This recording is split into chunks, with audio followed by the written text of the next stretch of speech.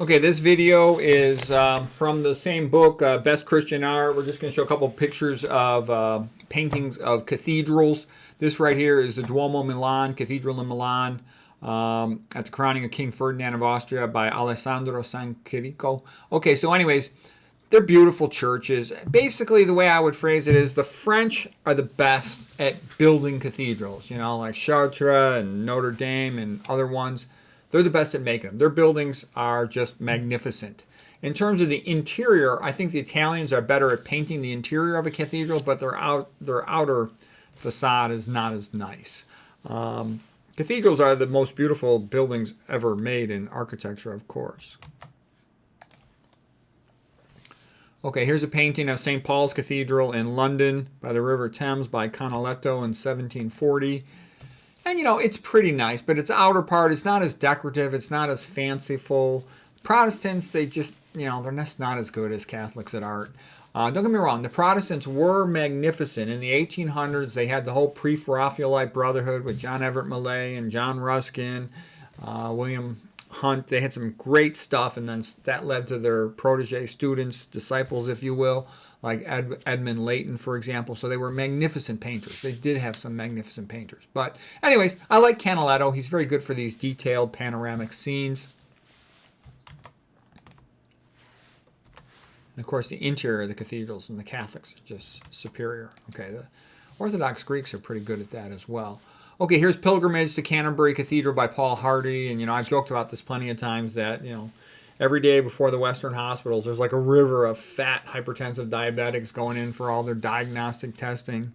They all want to get a CAT scan, an ultrasound, an MRI, a tube up their butt, but none of them wants to become a vegan, and that's the only thing that would cure them. Okay, so a nice painting of Pilgrimage to Canterbury Tales. Won that April with the Shore of Sota. Okay, we all read that in high school back in the day. Okay, here's Salisbury Cathedral, John Constable. You know, a nice painting, a nice sort of placid, tranquil scene there in England. Okay, next painting is Notre Dame by August Segan, and you know, it's just nice. I've been there. I haven't traveled as much as I would have liked in Europe, but I've been to Paris, France, and it was magnificent. And the book by Victor Hugo is magnificent too. The Hunchback of Notre Dame. It's a great book. Again, it's really long, you know, like 700 pages. So I like the audiobook. What I'll do is I'll listen to the audiobook and then I'll just look up the parts that I especially like. Okay, here is the Church of the Holy Trinity by Jean Berard from 1900. And in Western Christian societies, people and property are safe.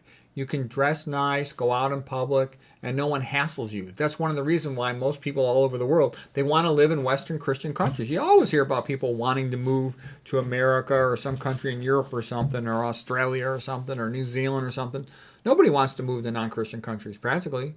You know, for multiple reasons. Sometimes you'll have a country that's very nice, like Japan, but they don't like foreigners very much. There's other countries like that. Versus the Western countries tend to be welcoming to anybody who has a good reason for being there. You know, they got a unique job skill or whatever. So anyways, these paintings are just nice. You can sort of just be yourself in society a lot more than you can some other place where you're worried about your safety. Okay, here's a painting, and this is Interior of a Catholic Cathedral by Leonardo Perez Villamil. And what's nice about this one is you get a sense of how ornate the inside of Catholic cathedrals are. Like I said, too, like when my mom would sort of drag me along for church on the weekends when I was a kid, I was entertained just sitting around looking at the paintings, looking at the sculptures, listening to the songs. I liked the music in church. And they were rather beautiful. And there's sort of this, you know, the synergistic beauty of the stained glass windows with the paintings on the wall, with the sculptures, the way the light comes in. The cathedrals were different than the Romanesque religious buildings earlier in the sense that, you know, with the flying buttresses and whatnot, they were able to have much, much more windows, and so they let more light in, and the high ceiling was as if one was looking up to heaven. It's a bit like the forest canopy. There's a sense of awe for God and nature. They're beautiful. Okay, let's see. Oh, here's just a couple quotes about cathedrals. Heinrich Heine, he said, "People in the old days had convictions. We moderns only have opinions. It takes more than opinions to build the Gothic Cathedral." Yeah, they would work on it, maybe the whole project of the whole town. They were proud of it. And some of them, they knew sometimes these things would take several decades, and guys knew they wouldn't be alive by the time it was finished. They were happy to contribute to it. Arthur Herman, the soaring vault symbolizes the soul's aspiration to be one with God. Daniel Robinson, Dante and the Gothic Cathedrals were the apex of the Middle Ages. Yes, they were. I would also add Thomas Aquinas was pretty high up there, as was Abelard. Here is John Ruskin. Christian faith is a grand cathedral with divinely pictured window. Standing without, you see no glory, nor possibly can imagine any. Nothing is visible but the merest outline of a dusky shapes. Standing within, all is clear and defined. Every ray of light reveals unspeakable splendors. The whole of a Gothic cathedral is scrawled over with a spirit of playfulness. Yeah, they're beautiful. Each craftsman can make their own little statue. There's very much an individual component to the art. And let's see here. Okay, this is Jordan Peterson quote. Okay, and Jordan Peterson, I kind of have a love-hate relationship with him. On the one hand, he is pretty brilliant, and he does make some great insights about psychology. On the other hand, I think he's a jerk, and he tells everybody to eat meat, and he tells them a lot of other bad advice. Take antidepressants, and he gives a lot of that other bad advice, and I actually think at heart he's a collectivist, and he has no goodwill towards Christians and civilization. However, he does say some brilliant things, like right here. Michelangelo's Sistine Chapel ceiling is more than beautiful. It's something that feeds the soul.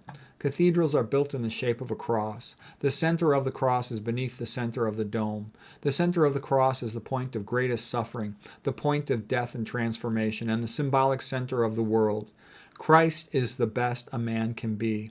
His story is the greatest tragedy ever. He was the best person, completely innocent, and the worst thing happened to him. So that's rather brilliant. Okay, Edith Hamilton, poetry is the Gothic cathedral of writing. So that's all beautiful. I love cathedrals. It's magnificent to be inside of one. And that's all for today. Hope that was interesting, enjoyable.